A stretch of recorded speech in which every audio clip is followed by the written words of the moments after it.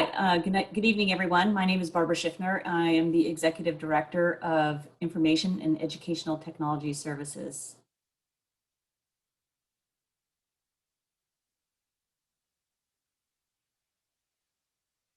You can go to the next slide, please. So tonight I'm going to be talking about the Learning Continuity and Attendance Plan.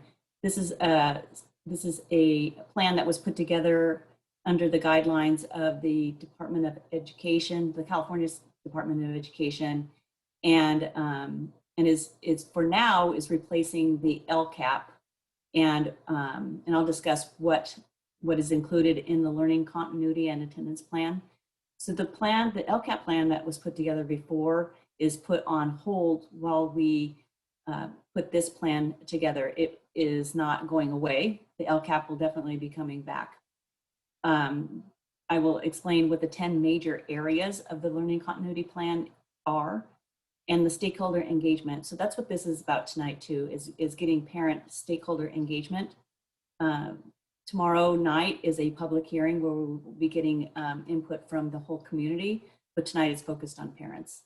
And then I will talk about some next steps.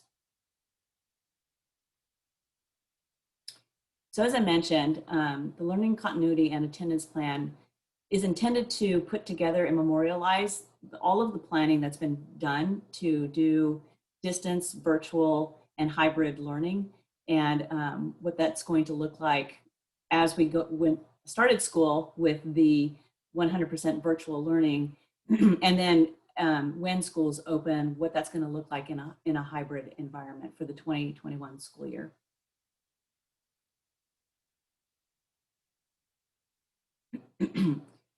So the LCP focuses on 10 key areas that we needed to address in the plan. So the first thing is just some general information about our school district.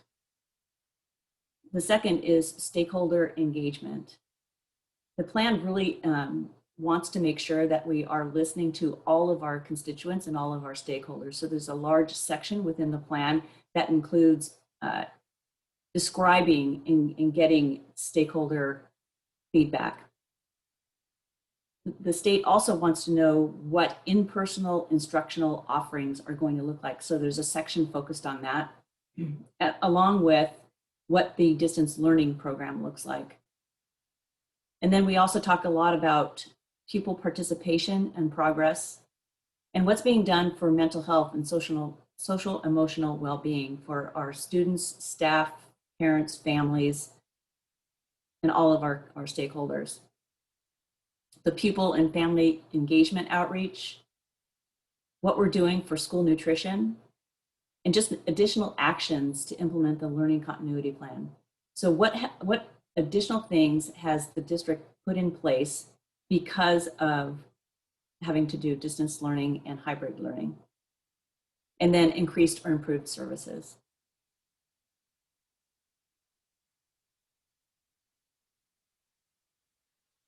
So for the stakeholder engagement, we started with our surveys. So on March 20th, I sent out a survey to all of our families to find out what our Chromebook and internet needs were of our students and families. So we had over 13,000 responses to that survey, which was that was just really a positive, meaning that we had so much family engagement. It was very awesome to see. On April 24th, we sent out a survey to our district staff, and we had over 550 responses to that. May 14th, we sent out another survey to our teachers and staff regarding the social and emotional well-being and how they were, and to get further information about reopening our schools. And then on July 21st, sent out another survey asking parents and families if they would send their students back when we reopened school, and if not, why. And we had over 4,500 responses to that survey, both. And that survey was sent out in English, Spanish, and Hmong.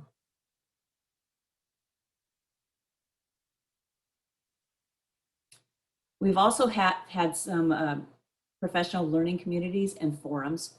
So May 16th through the 14th, we had PLCs with multiple stakeholder groups, including speech language pathologists, school psychologists, paraeducators, resource specialists, and special day class teachers to get their feedback on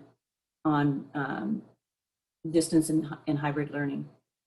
June 25th through the 30th, we had 5 teacher forums to gather input from teachers specifically about reopening schools.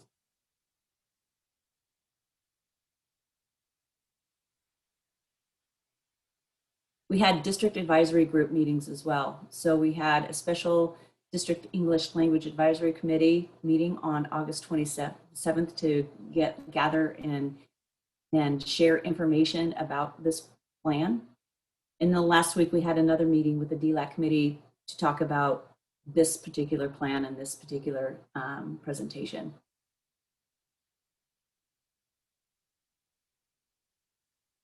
So specifically, our special education department has reached out to parents and received over 4,000 individual distance learning plans. There was an outreach and welcome to new staff via phone calls and Zoom meets. And we supported with teacher and student resources with over 3,750 hours of development. And we've conducted, for just specifically for special education, 35 professional development sessions.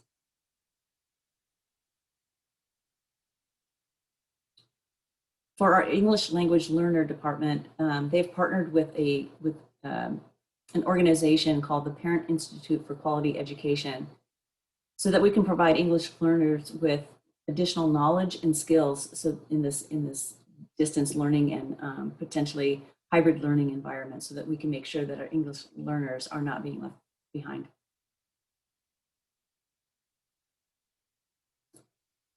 We've had multiple board presentations, and on March 31st, we had a board presentation talking about distance learning and what that meant. We had a board presentation on June 30th to talk about what fall 2020 would look like. July 21st was a more extensive plan on returning to school. August 18th was our first day of school and a presentation on what that first day of school looked like. On September 22nd, we will have, so tonight we're having a community session to gather feedback from parents and families. And tomorrow night we will have our public hearing to share this plan. And then on September 29th, we will have a special board meeting to approve the learning continuity plan.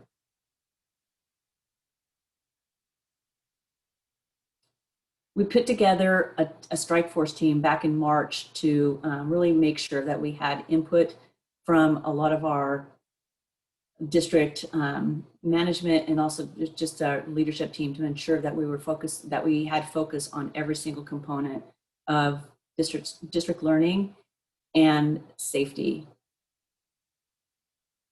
So it's a group of almost 30 people. It's okay, go ahead.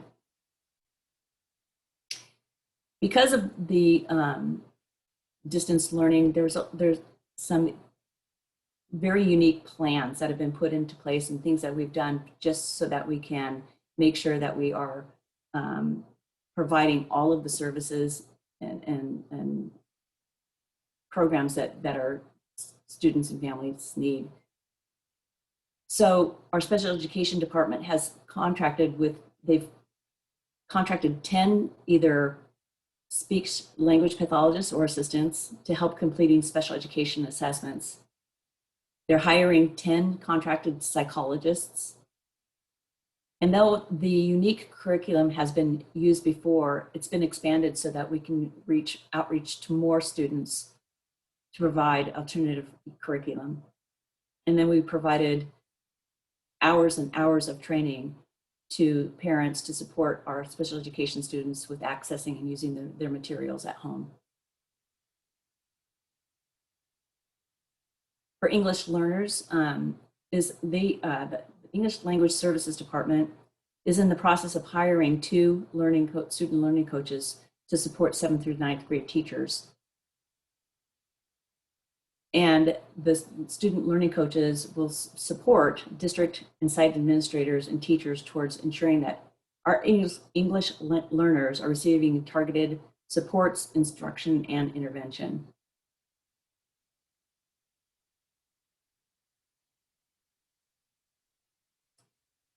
And because we know that our students rely on technology for their curriculum, before school ended in May, we had distributed over 17,000 Chromebooks and 2,000 hotspots. But we knew that we wanted every student in our school district to have a Chromebook, and for families that needed a hotspot, that they got one. So on materials distribution day, those students that didn't get a Chromebook got a Chromebook with their backpack. And so today we've distributed over 24,000 Chromebooks so that every student in our district has a Chromebook.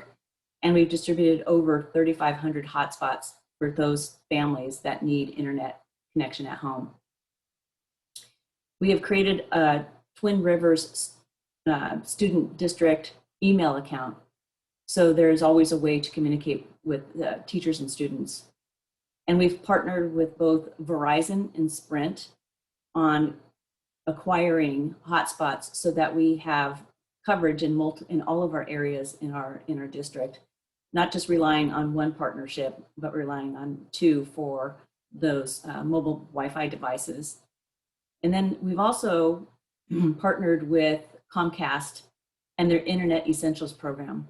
So this is different in meaning that families can sign up for internet in their home. So they can have internet installed in their home, and the district is going to pay for that for a year, for at least a year. We've established a dedicated parent help desk, and we're ensuring that our students on the Chromebooks that they have, that they have with the district are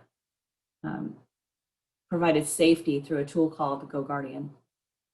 We're installing Wi-Fi on 2 of our Twin Rivers buses so that we can park those in various areas within our school district. Again, just to make sure that our students are connected. Over the summer, we also partnered with the City of Sacramento and the Regional Transit Authority to provide Wi-Fi on Sacramento City buses. So again, those were parked throughout areas and parking lots in our school district, just to make sure that when our kids were at home, that they had access to the internet. So some of the next steps is we're continuing to receive and review stakeholder feedback. And tomorrow night is our public hearing. Next week on the 29th is our special board meeting to approve the learning continuity plan. And on September 30th is the deadline that we have to submit to the state of our learning continuity plan.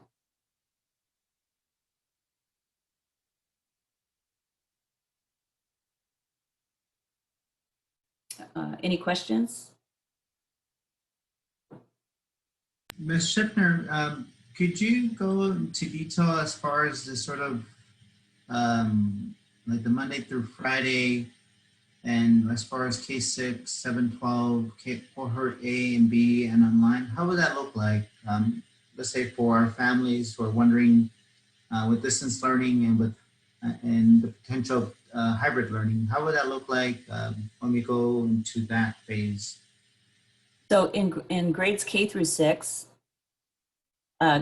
kids would go to school. There would be a cohort A that would go to school Monday, Tuesday. Wednesday would be a cleaning day and a teacher planning day or meetings with parents and families. And cohort B would go to school on Thursday and Friday. For 7 through 12, it's a little bit different. They would still go to school on Monday and Tuesday, but on the first day, they would go to we went to a block schedule. So they would go to periods 1, 3, and 5. And on Tuesday, 2, 4, and 6. And then cohort B would go do the same thing. So they would go to periods 1, 3, and 5 on Thursday and 2, 4, 6 on Friday. And then for complete online, it would be all virtual. One of the questions that came up during the, some of the survey questions that came up before the register, and also in one of the Q&A questions was about how will the district work when it comes to scheduling students in different cohorts, if, you know, as far as with family schedules, and how is the district working as far as ensuring and supporting both in this case, students who want to do distance learning with the online option and those that would be in hybrid? So initially, so it was a kind of a model of all of the students' families that their last name begins A through L would be cohort A, and then M through Z would be cohort B. That is just a starting point. It's not anything that's set in stone. So it's definitely something that families could work with their schools in making sure. But we also use the family. There's like a family code in our student information system that kind of binds students together. So even though students for some reason may not have A through L and M through Z being in the same household, there's a way to combine those family households within our student information system. So it's just a starting point, and it's definitely something that families can talk to with their school administrator. One of the other questions was, as far as with the Wi-Fi, at the moment you mentioned that you're working as far as providing Wi-Fi spots within 2 of the Twin Rivers buses. As far as you mentioned before, which let me go back, you mentioned that the district has worked as far as providing Chromebooks, as far as providing Verizon and Sprint hotspots, the Comcast Internet Essentials. One of the questions that came up is how, as far as working to provide technology access that is equitable for all students or all families, what are some of the ways that the district is working to ensure that? So every student in our school district should have a Chromebook. So if you don't, that's definitely something I would like to know about, so that we can make sure that we get every student a Chromebook. And as far as hotspots are concerned, they're slightly different in that they're for families that really need hotspots. And what we're really hotspots are great, but internet in your home is even better. And so that's one of the things that we're really going to, whatever the family needs as far as getting internet in their home so that their students can use their technology. I just want to work with families to make sure that that happens. One of the questions that came up as far as with the schedule. So for example, if I was a student that was in elementary school, would that mean that I would be going, if I was an elementary age student, I would go to school every day of the week, or would it be that would go 2 days a week and then online learning? How would that look like for those students who are in elementary? So this is totally a hybrid. This is when kids can go back into school. But we need to make sure that we have social distancing. So kids go to school every day, but this model is showing when they're physically in a school for 2 days a week and then learning from home the other 3 days a week. And that's the same for K through 12. Okay, so it would be that, for example, students who are in elementary, let's say his name is John, he would go to school on Mondays and Tuesdays and then would participate in distance learning or on Wednesday, Thursday, and Friday. And then the second group, in this case, Samantha, would go to participate in hybrid learning on Thursday and Fridays. Can you repeat that, Alberto? I'm trying to have it so it would be that students would participate in distance or hybrid learning once schools are open on 2 days a week, so Mondays, Tuesdays, and then the other student would participate on Thursday and Friday. In the school, right? But Okay. the other 3 days, they would be virtual. We also want to let to some of our panel attendees, if you want to raise your hand, we should be able to also, hopefully, be able to answer your questions using the mic option as well. As far as there's a question that came up as far as regarding cohorts and scheduling when it comes to creating a cohort. How would the district go as far as deciding to create a cohort A and a B, how would they, what are some of the ways that the schools are ensuring that you know, they're supporting, in this case, the family? So I think the question is, how are schedules going to be set up for, you know, for families? Yeah. So initially it will be just using families with the last name of A through L, going to school on Monday, Tuesday, and families with the last name of M through Z going to school on Thursday, Friday. And that's only in the hybrid environment. And then after that, it is definitely, if that family wants to work with their school site principal on changes, that's the method that they would use. And one of the other questions when it came to as far as the district working with distance learning and then eventually into hybrid, question was as far as what measures will be taken as far as ensuring that to minimize any potential exposure, or as far as how is the district going providing supports when it comes to a possible COVID-19 infection, or ways of communicating to families and students to ensure their safety? So our district has been working with the Department of Health to ensure that we have all of the safety guidelines and measurements to make sure that our classrooms are safe and clean. And so there's been a huge amount of effort that has been put into making sure that that we have all the right cleaning measures in place, that everything is cleaned. We are also doing site walks right now to walk every single classroom to see extensively the safety and cleanliness measures that need to be put into. So every single classroom is going to be documented on making sure that everything is clean and safe. There was a question that said, as far as what availability will teachers have for the cohort that is distance learning while also serving students in person? Will in-person learning hours be reduced to teachers to be available to support the cohort that is distance learning on a particular day? Will their work day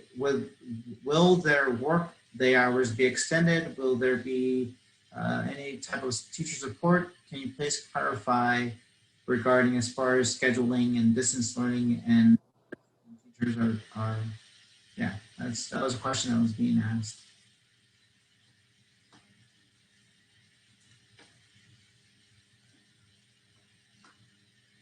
So I'm trying to bring up the questions now so that I can see.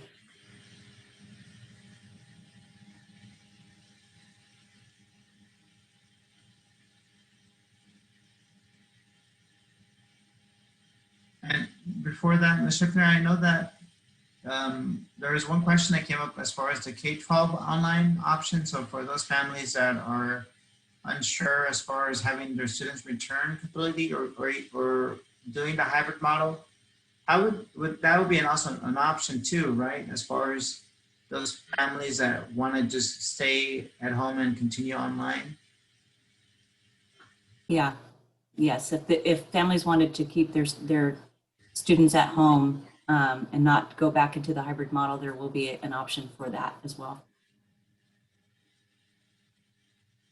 So there was a question, which going back to the one that was asked before, was as far as cohort distancing and support services for, in this case, for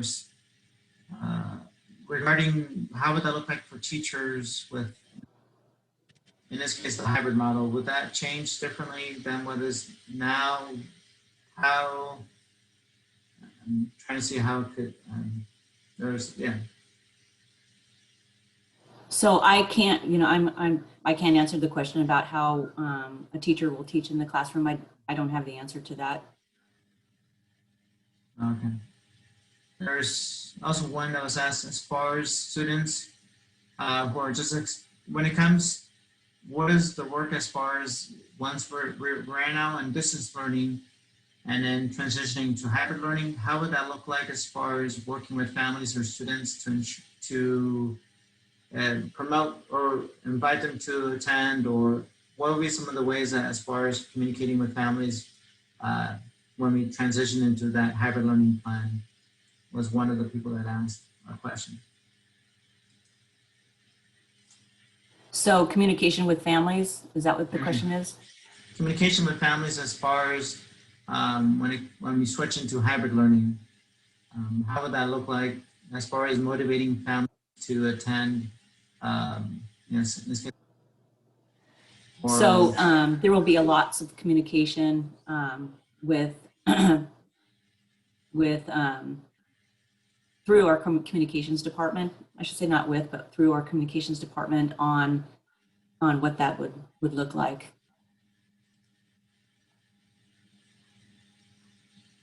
One of the questions that came up as far as the supports for synchronous learning for our English learners and our students who are receiving special education needs. What are some of the ways as far as the district has worked in supporting during, in this case, will be asynchronous instruction or distance learning? Would you be able to provide a little bit more information what the district has been doing as far as supporting our EL students and our special needs students? Yeah, so our EL department has been working with our English language learners and putting together programs. And that there's a lot of communication from the EL department through their DLAC committee, so the district's English Language Advisory Committee. They've also implemented some additional tools so that can be further assistance and support for English language students. And the same exact thing has been done for special education students. There was a slide I had on there about there's been 10 additional contracted psychologists that have been being brought on board, and there's an additional 10 SLPs that are being brought on board to further support special education students. There is one question that came up as far as the way that the district or schools are taking attendance, verifying attendance. They're suggesting as far as how, I guess, as far as improving attendance or I'm trying to figure out how to say this, but it says how to make it a way where families are aware as far as their attendance, or making it in a way that is easier for families to understand when it comes to students that are not logging in, for virtual instruction at the beginning or for asynchronous instruction during the day.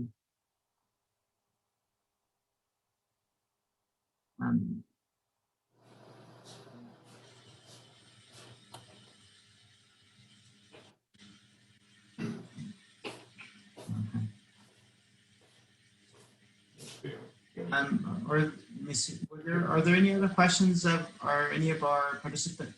I know that we sent the learning continuity and attendance plan over the weekend.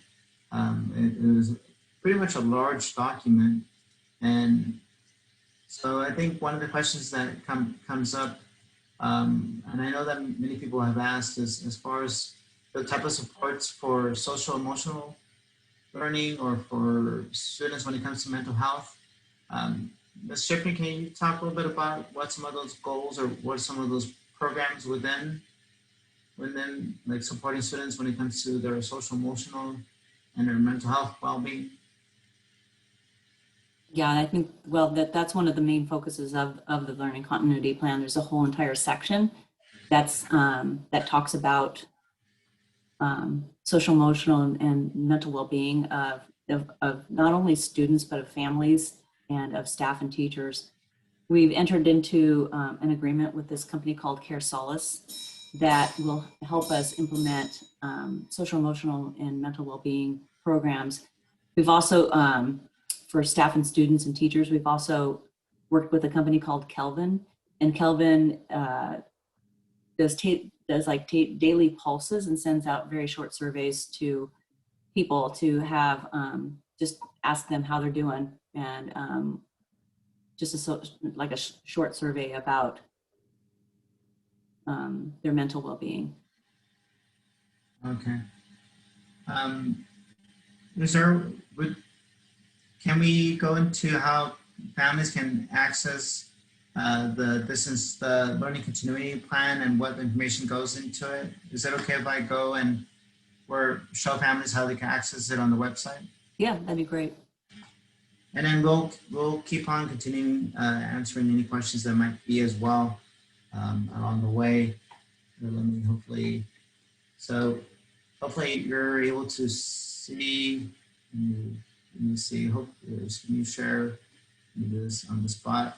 So right here, this is hopefully all of you are able to see the website. Yep. It's right here. We created, in this case, within Family Community Engagement. You click on it, and this is where you will see one of the first pages is the learning continuity and attendance plan. And this is where you were able to find and register. In this case, if you click on the plan, Ms. Schiffner, can I ask, I see there's one for the district, but then there's also one for Creative Connections, one for Smythe, and one for Westside. Why is that? Just so families can know? It's the requirement of the state that our dependent charter schools have their own. Okay. And I can say that it's, I would say 99% the same, unless there's some other program that our dependent charter schools implemented. But I've reviewed all of them, and I would say that the major difference between the three is the initial general information section. Okay. And so when I click on this, and this is the document that we shared with families over the weekend, is there any portions that we should highlight or should families be aware, or things that you want to, in this case, like posts, anything that our families should, I guess, be able to read up or recommend? So the general information section is general information about our school district. If you scroll down a little bit, it gets past some of the things that are general information, but go up a little bit, sorry. Right where it says on March 31st, Okay. down, you went past it. Okay, right there on March 23rd or March 13th, actually, it begins talking about what we did when we went into distance learning. So a lot of the actions that were taken starting as soon as March 13th. So that's the general information section. And the people that are on the strike force team. A lot of what I presented tonight on the board presentations, the surveys, the different guidelines as far as distance learning and virtual learning. And then the next section is regarding specifically stakeholder engagement and more specifics on what was asked in those professional learning communities and with the forums and the surveys and from the meetings that we've had, the board presentations, and what would, primarily what were the outcomes of those sessions and what all of those stakeholders were looking for. The next section goes into what would in-person instructional offerings look like.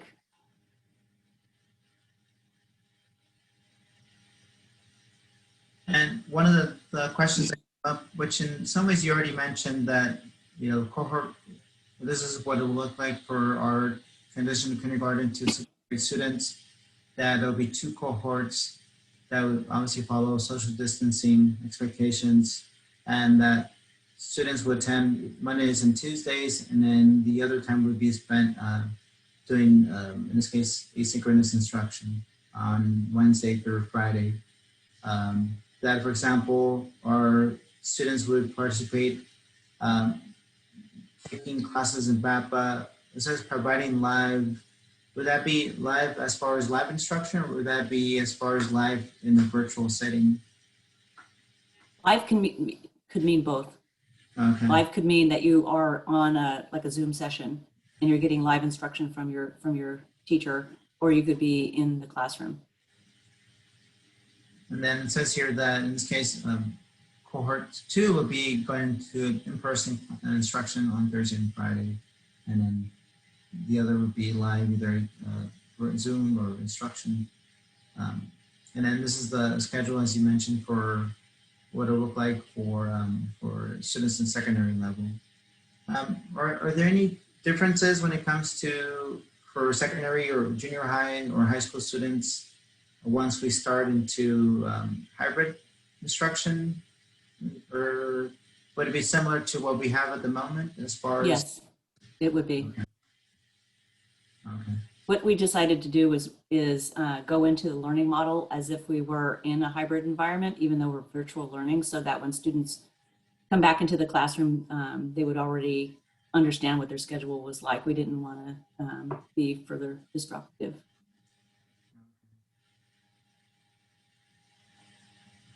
And then down the other pages, when it says distance learning program, continuity of instruction, access to the devices, this is what was already shared as far as the way that the district is working to provide resources and to connect to distance learning and resources that we're working as far as to ensure that there's not a gap, right? This Correct. Okay. And then are there any other things that we want to talk? So yeah, if you scroll down a little bit further, it specifically, there's a section that specifically talks about, hang on one second, with you right there. Scroll up just a little bit. Right there. So supports for pupils with unique needs, and the definition there is to assist pupils with unique needs, including English learners, pupils with exceptional needs served across the full continuum of placements, pupils in foster care, pupils who are experiencing homelessness. So there's a whole section dedicated to this. And then if you scroll down,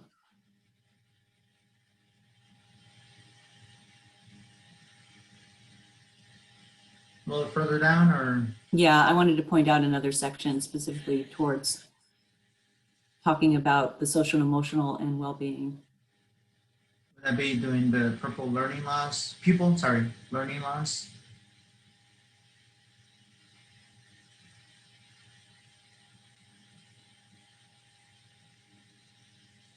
So right there where it says mental health and social and emotional well-being, there's a section right here dedicated to what's being done and some of the additional programs that are being put in place.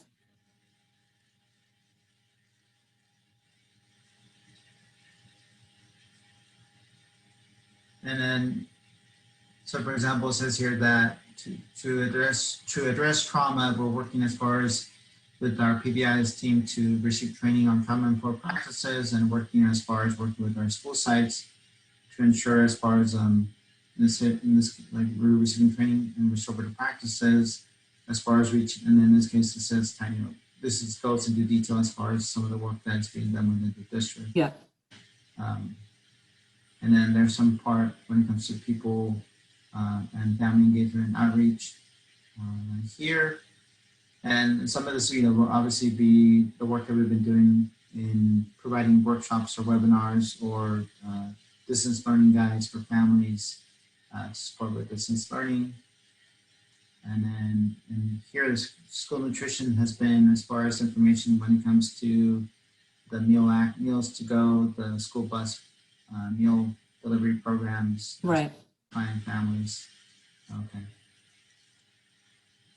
And then this right here, can you give a little detail as far as this additional actions, or is this for specific groups, right? Yeah. So basically, this section is asking, what's been increased or improved for our foster youth English learners and low-income students. So after today, you mentioned, so let me go back here. So this right here, hopefully you're able to see back the website. This right here has information that we have shared over the weekend via Parent Square. We sent the documents as well. And then we also included when it comes to the parent involvement policy. So you have, you would have received this letter that talks about how the district typically information, his parent involvement policy, as far as updating the language, as far as ensuring that we're supporting our district and our families when it comes to family engagement. And then goes into information about the learning continuity and attendance plan. Ms. Schiffer, can you talk a little bit? After the district approves the plan, we'll be sending out before then, we'll be sending out a survey or a feedback just for families to provide their input. Mm-hmm. In some ways, just to hear what, I guess in some ways the importance of how to support our students when it comes to, their mental health, as far as ensuring distance learning, participation for all students, for our English learners, our special education, and that's how, pretty much that's what we'll ask for, pretty much right here. This is instruction, access to technology, social emotional learning, and as far as ensuring participation in our families. Right. So yes, we'll be sending out a survey to get that additional feedback. Okay. Are there any additional questions that we have from the audience? Any other questions that we have? Let's kind of see. I haven't seen any questions. If somebody would like to raise their hand, you can raise your hand, and it will allow you to speak, and then we'll be able to hear some additional comments or questions that you might have as well. And then, Ms. Schiffner, is there any other information you would like to share with us? Just that the public hearing is tomorrow, and we'll be going over this this presentation again with the board, and that the at a special board meeting next week on the 29th, we will be asking the board to adopt the learning continuity plan. And okay, and then for our families, just so you're aware, within the quick links, there's a section that goes into the board meetings, and then this will allow you the opportunity to click and view what are scheduled for, our board meetings and the agenda. You can find out also the information posted on Facebook when they do a Facebook Live, and you can watch the questions or the comment that's being provided by our, in this case, the presenters and so on. And you can also be able to find any additional resources that are attached to the agenda for that day. Okay. Let me just stop screen sharing. And then one of the other questions that came up as far as, it says here, does the district plan to apply for a waiver to return to school physically soon? How would that, can you explain a little bit what that waiver, what that means, and so our families are aware of that, and what is the district, as far as in asking for a waiver, what would that look like? so I can explain what a waiver is, but I'm not sure what the status is. So the waiver would be if we wanted to bring small groups of students back based on that student group's need. So we can submit a waiver to the state to make that happen. And one of the other questions that came up is what type of outreach has been provided or done has been provided when it comes to asking for family or students input when it comes to their distance learning, and as far as when it comes to the plan itself for distance learning, has there been, what kind of ways are we ensuring that the distance learning that students are receiving is equitable for all students, I guess? So the survey that I'm going to send out, I want to, that's the vehicle in which we want to hear back. In that way, it'll be feedback that is based on how distance learning is at the moment, and then how when it comes to hybrid learning as well, right? Eventually. Yeah. Okay.